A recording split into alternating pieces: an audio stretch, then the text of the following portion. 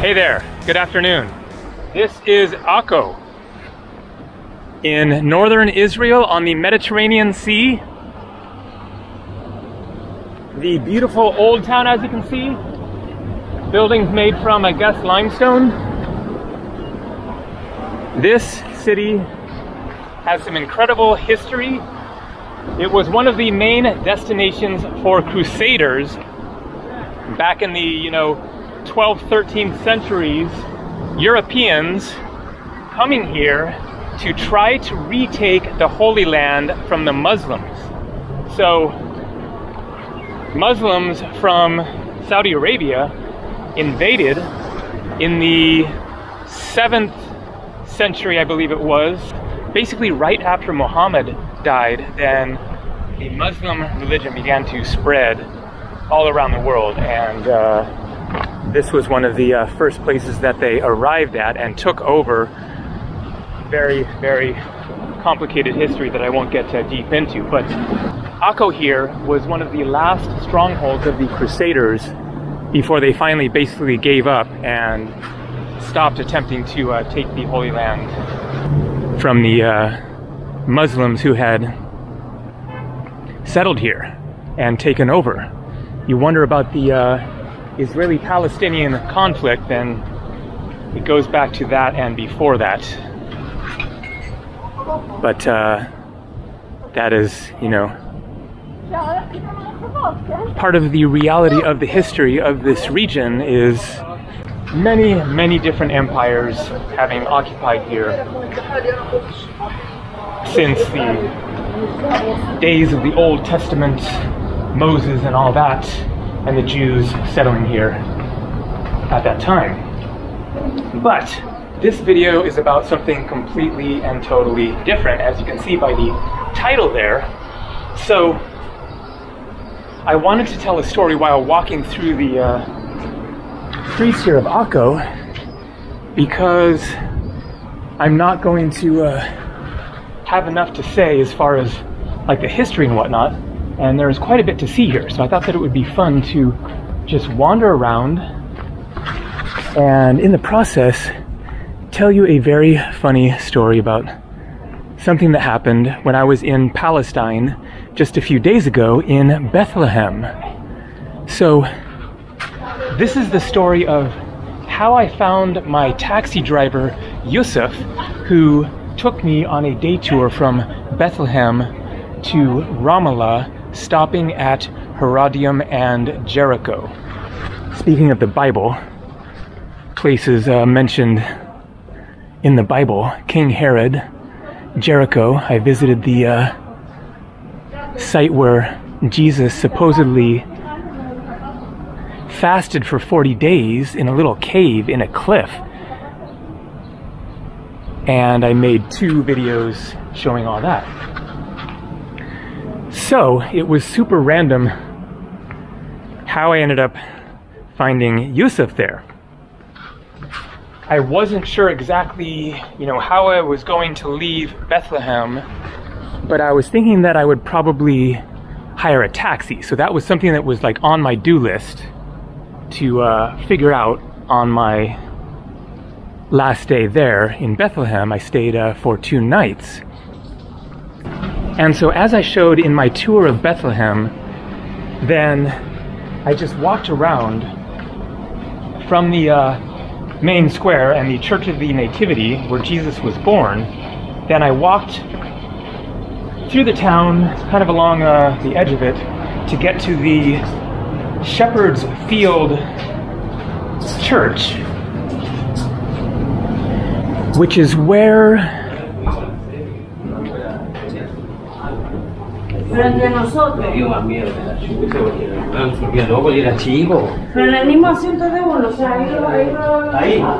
angels announced the birth of Jesus, something like that. So another significant place from the Bible.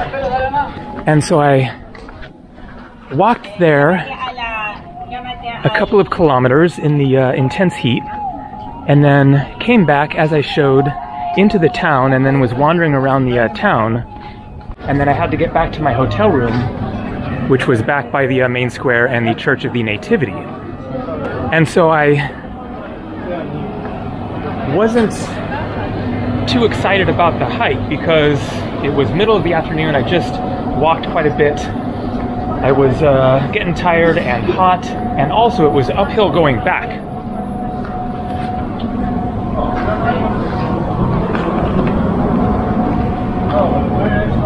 And so I decided to try to catch a taxi. So I walked back to a place where I had seen 4 taxis sitting there. Okay, here we go back to the area that I showed yesterday evening. Really, really interesting. The harbor area.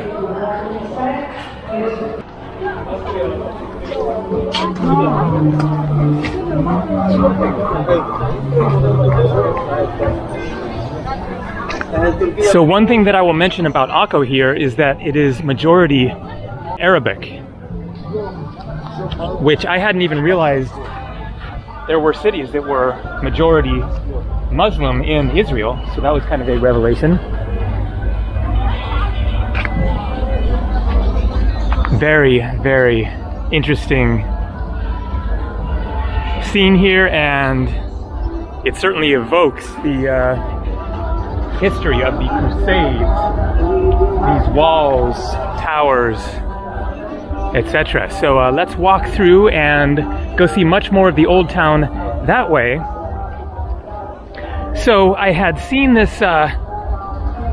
spot where there were all these taxis parked just a few minutes away from where I ended that other video. So I walked back there, but then there were no taxis. They'd all been taken. And so I stood around for a little while, waiting to see if some more taxis would show up. And then eventually I just decided to start walking and hope that I might catch a taxi along the way. And so I start walking. Various taxis go by, but they're all full up. It's starting to look like I might end up just walking all the way there. And so I get like halfway back. I am now at basically the bottom of the hill, and so it is going to be a steep climb going up from there to get back to the square. I come to this roundabout. Perfect timing, a roundabout here. So I come to this roundabout, like the road coming in here, and then the road up the main square is that way, and then there's like 1 or 2 more roads going that way. And so I'm walking along it, and then I see a taxi coming down.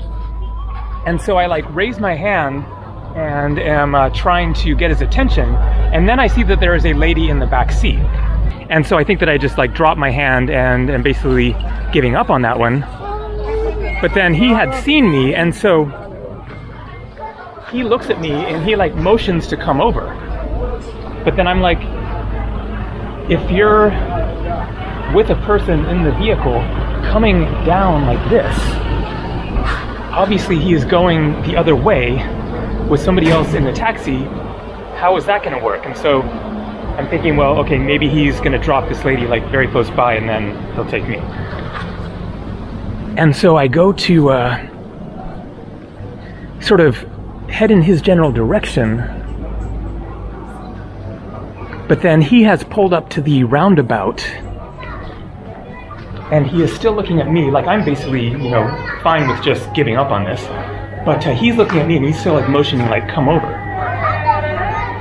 And then he rolls down his window and I say to him in English, just, you know, hoping maybe he speaks English, that I'm going to like Church of Nativity or the main square or something like that.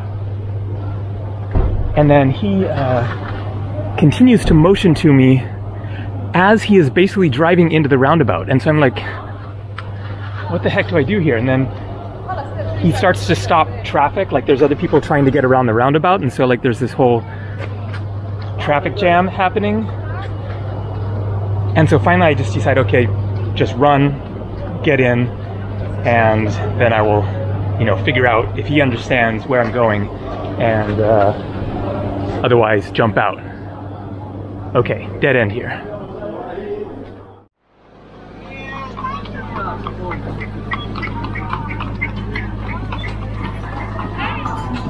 So here's the restaurant where I ate last night.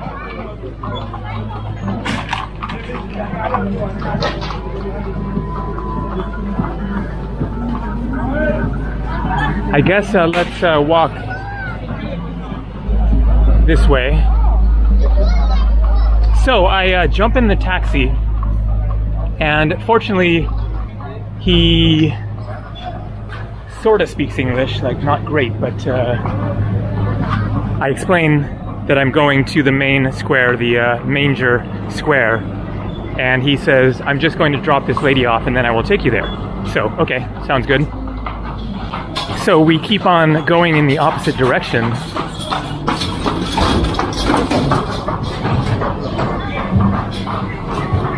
And we keep going, and we keep going, and we keep going. And I'm like, what?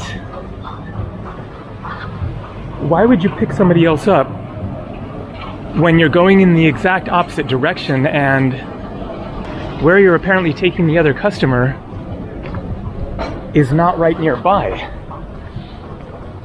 But as we get further away, then I'm stuck in the situation of, well, now if I jump out, then I have farther to go to get back to the main square.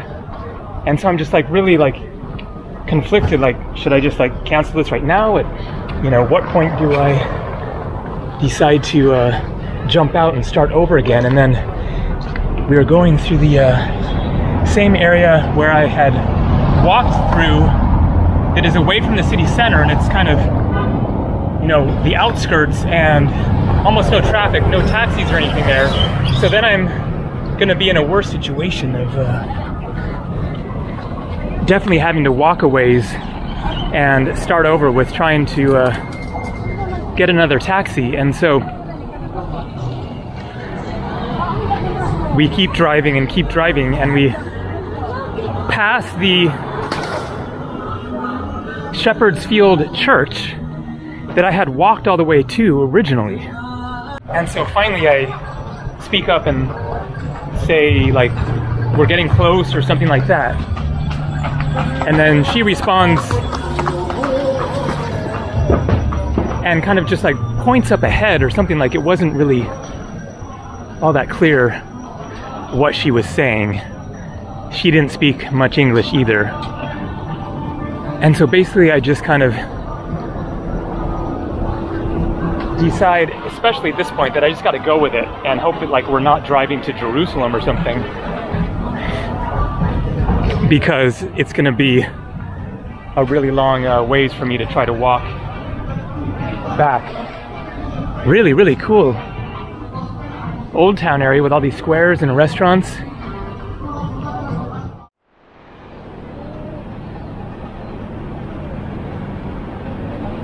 It's definitely different, shall we say, seeing the Arabic and the mosque here in Israel. I wonder how many more, I wonder how many more cities in northern Israel, or Israel in general, are majority Arabic. Not sure, but it is certainly a very interesting town. And so we end up driving a good little ways past that Shepherd's Church that I had hiked to, and then we wrap around and we're basically going into a neighborhood like kind of behind that church area down the hill. We take a left and then take another left, and then finally we stop, and this is where she's getting off. And then it turns out that they have a bunch of stuff in the back trunk, and so it takes a little while to unload. A guy comes up from the house, and they unload the back of the taxi. I think like she was on a shopping run. And then we get going, finally. Back in the right direction, for me anyway. And so along the way, then we end up talking a little bit, and I think it came up, oh, that's right, he basically starts kind of pushing the day tour thing. And at first I'm, not interested, and then I remember I'm trying to get a ride tomorrow on the day tour, so let's see if this might work with this guy. And so I explain what I want to do. Wow, man, I guess this must be the exit out of the old city. Let's just go through this and then get up on that wall, up that ramp. And so basically then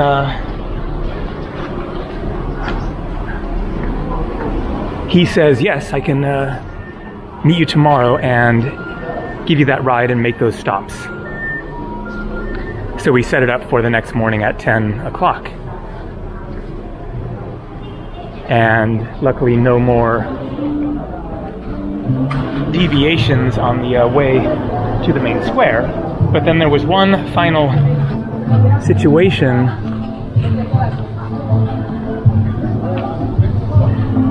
which is that we get to the main square, and then he is trying to pull into the parking area. There's this driveway, and he's having a really hard time pulling in, and I'm not understanding why, because it looks plenty wide enough. And then this other guy is there. Oh, nice little beach.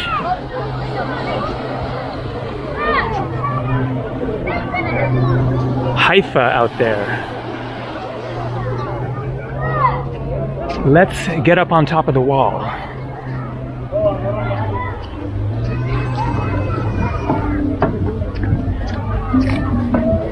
So there's this other guy there, I think maybe another taxi driver or something, who was like trying to direct him to get into the parking lot.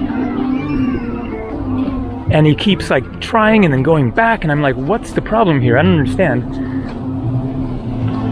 And then I go to try to hop out of the taxi, and he says, wait a minute, because he's like in the middle of this. And then I open the door to see, like, is there something there that I'm not seeing? And I don't see anything. And then finally he gets through, and we pull in, and then I look back and I could see there were two things like this, except shorter and fatter, like maybe that high and a little bit bigger around. They were, intended to block traffic from coming through. I think there was one that was down. And so because of the one that was down, then a car could just barely squeeze through if it was like straight on and of course skinny enough. And so I guess he knew that he could get through, but actually getting it right was difficult because like there was literally millimeters to spare or something like that. So finally we get through, and he drops me off, and then say goodbye and see you in the morning, and it all worked out the next day. Okay, let's get up here and see the view from the top of the old wall.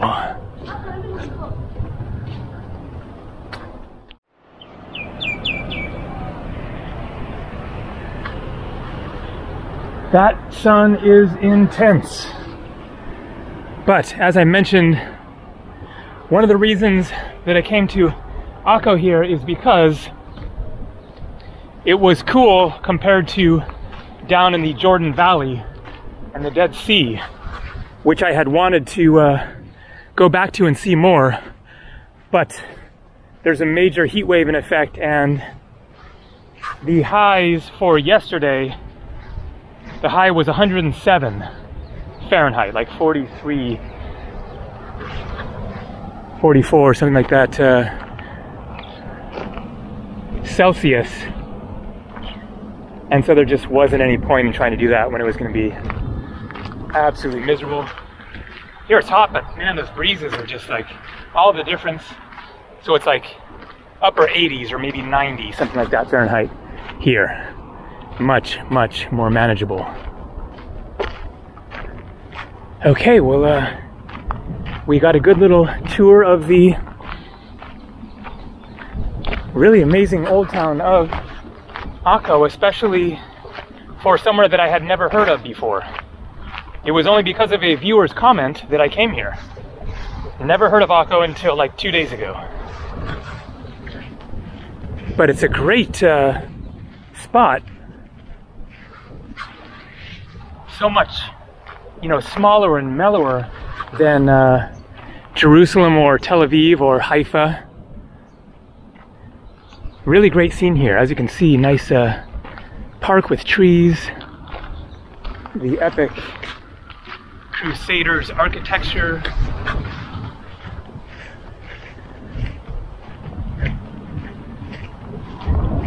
And about 2 to 3 hours from like the Ben Gurion airport. The bus yesterday took like, I think, 2 hours from Tel Aviv.